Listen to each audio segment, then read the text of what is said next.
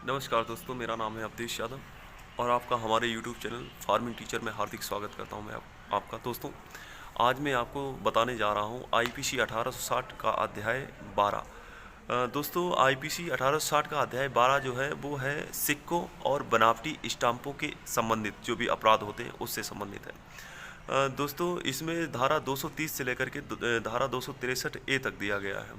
धारा 230 से लेकर के धारा 254 दिया गया है सिक्कों के बारे में, और धारा 255 से लेकर के 263 ए तक दिया गया है स्टाम्पों के बारे में। तो आइए हम आपको एक एक धारा के बारे में आपको परिचित करवाते हैं। दोस्तों, धारा 230 में दिया गया है कि सिक्के की परिभाषा, डिफाइंड ऑफ क्वाइन। 231 में दिया गया है सिक्के का कूटकरण। कोई भी सिक्का है, कोई भी सिक्का यानी कि जो भारत का भी हो सकता है और भारत के बाहर का भी हो सकता है, उस सिक्के का कूटकरण इसको दिया गया है धारा 231 में। धारा 232 में दिया गया है कि भारतीय सिक्के का कूटकरण, वो सिक्का भारतीय है उस सिक्के का कूटकरण करना। 233 में दिया गया है सिक्के के कूटकरण के लिए उपकरण बनाना या बेचना। 234 में दिया गया है कि भारतीय सिक्के के कूटकरण के लिए उपकरण बनाना या बेचना। देखिए दोस्तों, 233 और 234 में ये फ़र्क ये है कि कोई भी सिक्का जो भारत के बाहर का है उसके कूटकरण के लिए उपकरण बनाना या बेचना 233 में दिया गया है। लेकिन 234 में दिया गया है कि वो सिक्का भारतीय है, वो सिक्का भारत का है, उसके कूटकरण के लिए उपकरण बनाना या बेचना।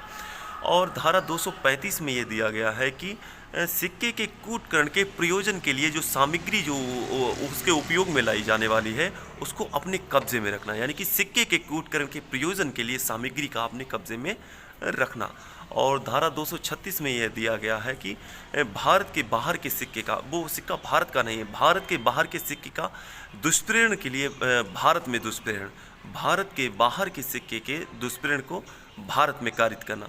ये 236 में दिया गया। 237 में दिया गया है कि कूटकृतियों का आयात या निर्यात, जैसे कोई सिक्का है उसका कूटकरण किया जा चुका है उसका आयात करना या निर्यात करना, ये 237 में दिया गया। और दोस्तों 238 में दिया गया है कि भारतीय कूटकृत सिक्के का आयात करना या निर्यात करना। 238 में दिया गया कि भारतीय कूटकृत सिक्के का आयात करना या निर्यात करना। जो सिक्का भारत का है उसको कूटकरण करना, पहले उसको कोडेड करना, उसके बाद में उसका आयात करना या उसको खरीदना या खरीद फरोख्त करना, खरीदना या बेचना।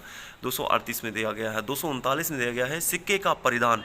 यदि सिक्का अपने कब्जे में लेने से पहले ये पता था व्यक्ति को कि वो सिक्का कूटकृत किया जा चुका है, यानी कि सिक्के का परिधान, यदि सिक्का अपने कब्जे में लेने से पहले व्यक्ति को ये पता था कि वो सिक्का कूटकरण किया जा चुका है, तो ये धारा 239 में दिया गया। 240 में दिया गया है कि भारतीय सिक्के का परिधान, यदि वो सिक्का अपने कब्जे में लाने से पहले व्यक्ति को ये पता था कि सिक्के का कूटकरण किया जा चुका है।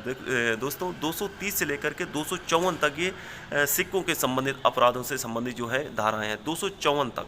255 से लेकर के 263 तक जो है ये स्टाम्पों से संबंधित ये धाराएं हैं। दोस्तों, 255 में ये कहा गया है कि सरकारी स्टाम्प्स, जो स्टाम्प सरकारी होते हैं उसका सरकारी स्टाम्प को कूटकरण करना 255 में दिया गया है। और इससे एग्ज़ाम से रिलेटेड इतना ज़्यादा इम्पोर्टेंट नहीं है इसमें भाइयों।